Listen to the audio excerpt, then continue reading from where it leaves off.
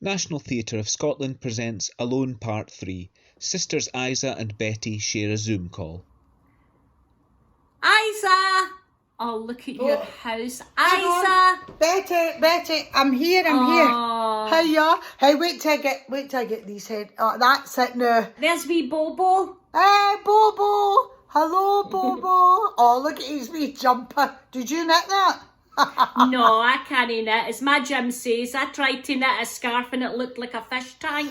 How was your Christmas? It was good. Chaos, the usual, you know. Simone, the weight of the boys, all their kids, everybody run about, hundreds of wrapping paper. They'll never play with half the toys either, but it was great, you know. It was Christmas. Oh, my Jim never liked that, you know, all the noise and the screaming and the wains and the mess and the paper hats and the crackers. He hated all that kind of thing, my Jim. Yeah, he wasn't too keen on that, was he? No, I remember that year he's come up here, and I do remember saying to him, you know, listen, Jim, when he didn't, he was getting annoyed at the wains and stuff, and I said, listen, that's Christmas. This is a house. It's joy. That's life, Jim. But he didn't really take to that, did he? No, he never liked it. And do you know how he never liked a Christmas bird, my Jim? My Jim liked a nice steak pie out of McLean's, the bakers. And do you know what I got myself this year? What?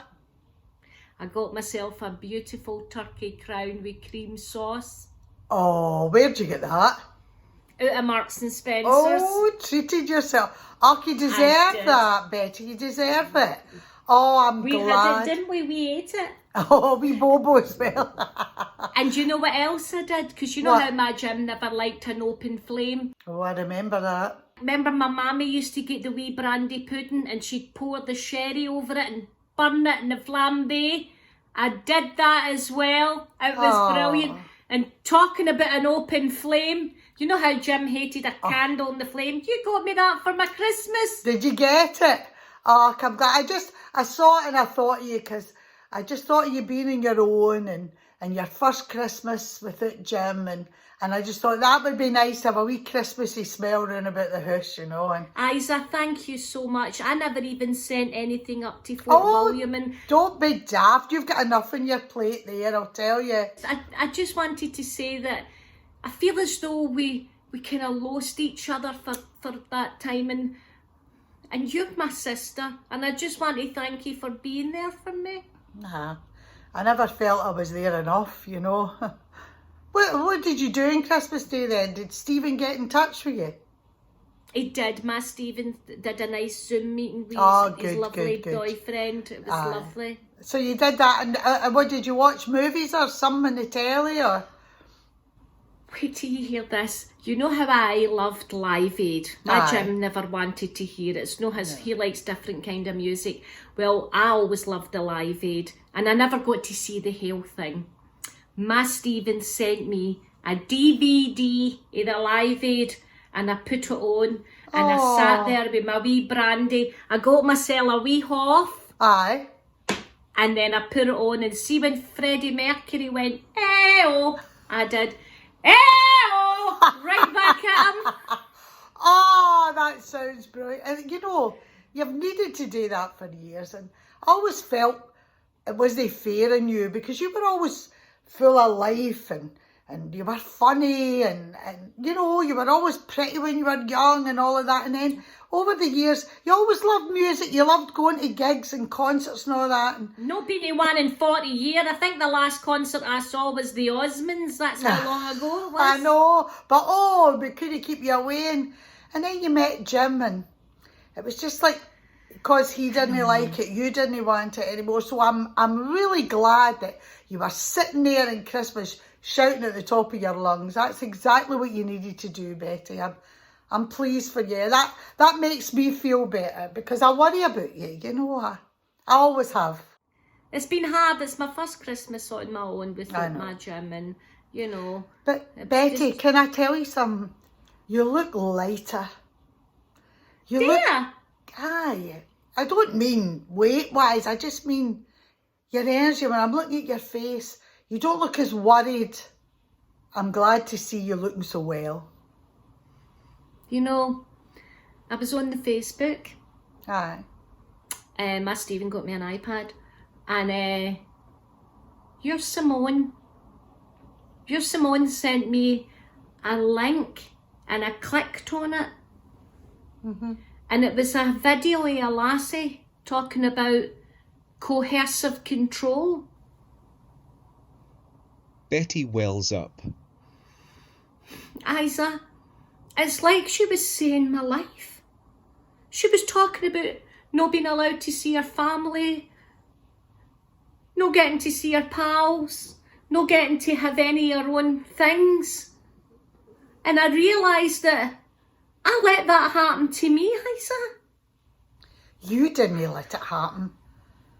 I've spoken to Simone about this and I'm glad she sent you that over the years, because I told her what you used to be like, and you know, I don't want to speak ill of the dead, but Jim was a tone-faced, miserable bastard.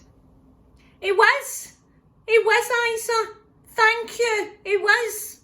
And you watching that video has made you realise that was you.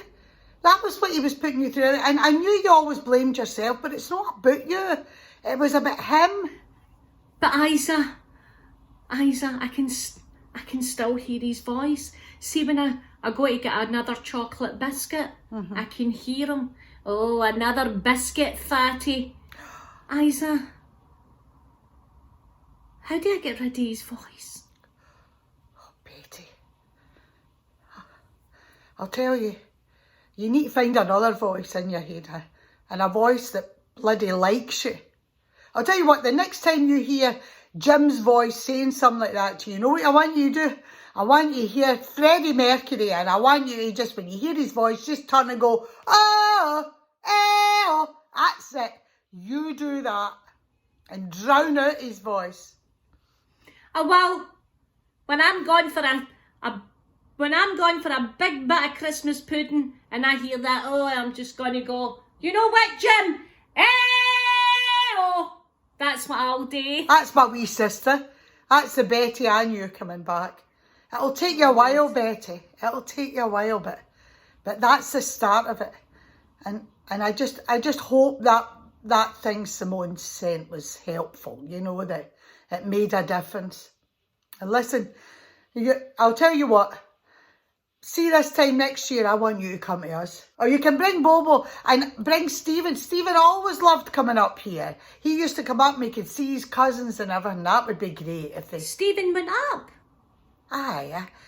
He just for a few days at a time. During his summer holidays, he used to just get the bus and come up. I think he told you he was at his pals. He didn't want you to feel bad about him coming, but we loved having him here. That's awfully kind of you, Isa, looking after my boy like that. You're a good sister to me. I've missed you.